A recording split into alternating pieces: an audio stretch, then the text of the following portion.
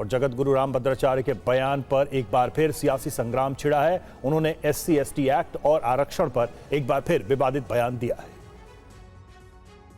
हाँ, निश्चित कदम उठाना चाहिए, क्योंकि वेद में अब अवर्ण सवर्ण की चर्चा नहीं थी, इन नेताओं ने ही प्रारंभ किया है। और मैं तो यही कहूँगा कि जाति के आधार पर आरक्षण ही नहीं होना चाहिए। जगत गुरु रामभद्राचार्य के इस विवादित बयान पर अब सियासी घमासान मचा है। सांसद पप्पू यादव ने कहा कि ये देश सिर्फ बाबा साहेब अम्बेडकर के विचारों से चलेगा। इन लोगों का इलाज अम्बेडकरवादी विचारों से होगी, और अम्बेडकर हमारे पहले ही कह चुके हैं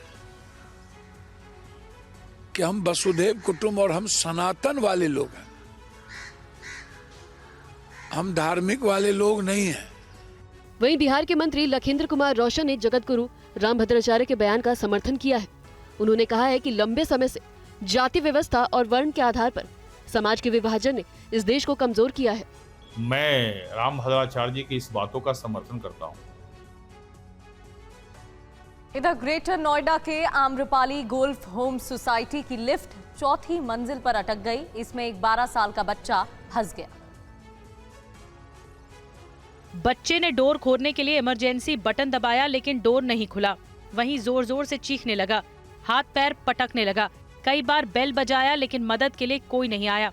1 घंटे बाद पड़ोसी ने आवाज सुनी तो बच्चे के परिजन को जानकारी दी। परिजन लिफ्ट के पास पहुंचे। आरोप है कि वहां पर गार्ड मौजूद नहीं था और दूसरी जगह सो रहा था।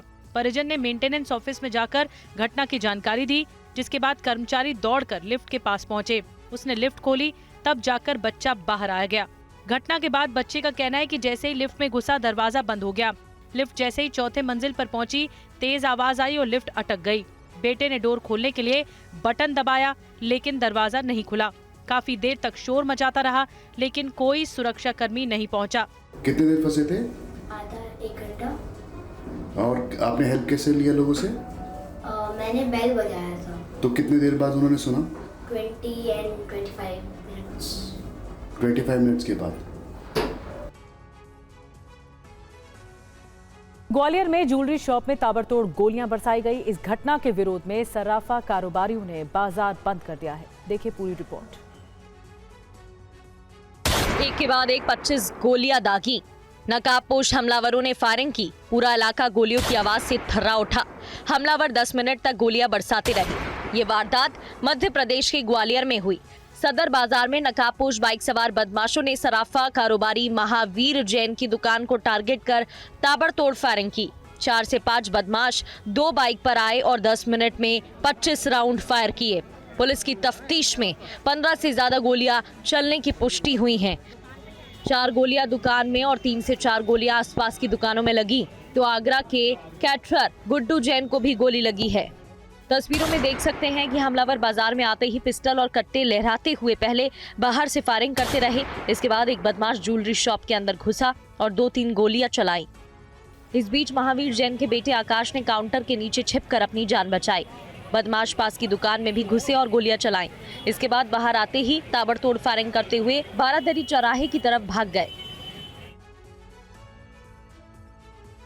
और छत्तीसगढ़ के धमतरी में पुलिस ने 2 कुख्यात लुटेरों को गिरफ्तार किया है। गोलीकांड के इन दोनों अभियुक्तों का बाजार में जुलूस निकाला गया।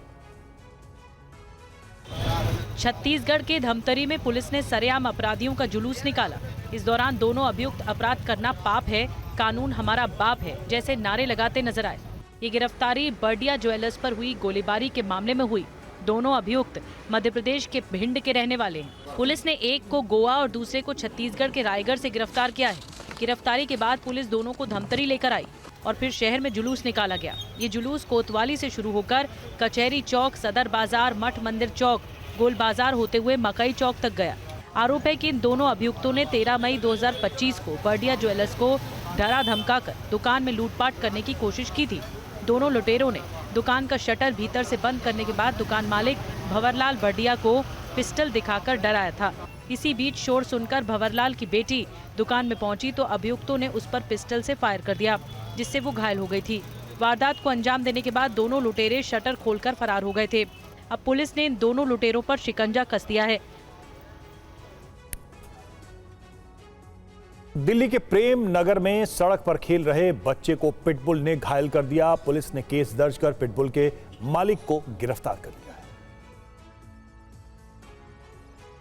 तस्वीरें दिल्ली के प्रेमनगर इलाके की हैं। वीडियो में पिटबुल का आतंक देखिए। गली में खेल रहे एक 6 साल के बच्चे पर पिटबुल ने अचानक हमला कर दिया। अब इस घटना का सीसीटीवी फुटेज सामने आया है। तस्वीरों में दिख रहा है पिटबुल नस्ल का ये खतरनाक डॉग एक मकान से अचानक बाहर निकलता है और सामने सड़क पर खेल रहे 6 साल के एक बच्चे को अपना शिकार बनाने लगता है। बच्चा डर के मारे भागता है तो पिटबुल उसका पीछा कर उसे गिरा देता है, उसे काटने लगता है।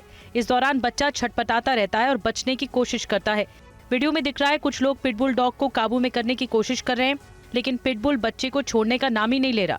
पिटबुल का यह हमला करीब 3 मिनट तक जारी रहता है। तभी एक शख्स बच्चे को पकड़कर खींचता है और महिला पिटबुल को घसीटती है। तब जाकर कहीं बच्चे की जान बच पाती है। हालांकि इस दौरान उसने एक बच्चे को गंभीर रूप से घायल कर दिया। तफ्तीश में पता चला कि पिटबुल राजेश पाल नाम के शख्स का पालतू कुत्ता है, जिसका बेटा सचिन पाल लेकर आया था। सचिन इस वक्त हत्या के प्रयास के मामले में जेल में बंद है। पुलिस ने बच्चे के पिता के बयान के आधार पर केस दर्ज करके राजेश पाल को गिरफ्तार कर लिया है। और पटना में ट्रिपल मर्डर से सनसनी फैल गई। पूरा मामला क्या है, रिपोर्ट देखिए। तस्वीरें पटना में भीड़ के किए गए इंसाफ की हैं, जहां पहले बदमाशों के कारोबारी की हत्या की, इसके बाद भीड़ ने बदमाशों को पीट पीट कर मार डाला। पटना में प्रॉपर्टी डीलर का काम करने वाले अशरफी राय नाम के शख्स की 2 बाइक सवार बदमाशों ने गोली मारकर हत्या कर दी। वारदात के बाद दोनों हमलावर बाइक से भागने लगे तो गाँव वालों ने उनका पीछा किया और पकड़ लिया। इसके बाद गुस्साई भीड़ ने दोनों बदमाशों को ईंट, पत्थर, भाला, गंडासे से इतना पीटा कि मौके पर ही हमलावरों ने दम तोड़ दिया। प्राप्त सूचना के हिसाब से 3 व्यक्तियों की मौत हुई है। पहला व्यक्ति जिसे गोली मारी गई थी और उसके बाद ये जो 2 अपराधकर्मी जो गोली मारने आए थे। पटना के गोपालपुर थाना क्षेत्र के डोमनचक गांव में ट्रिपल मर्डर की वारदात से पूरा इलाका दहशत में है। एक साथ हुई 3 मौतों ने पूरे इलाके को दहला दिया है। हत्या के पीछे जमीन विवाद वजह बताई जा रही है। जमीन की अनुमानित कीमत लगभग 20 करोड़ है। पूरी घटना को लेकर पुलिस सभी पहलुओं की तफ्तीश कर रही है।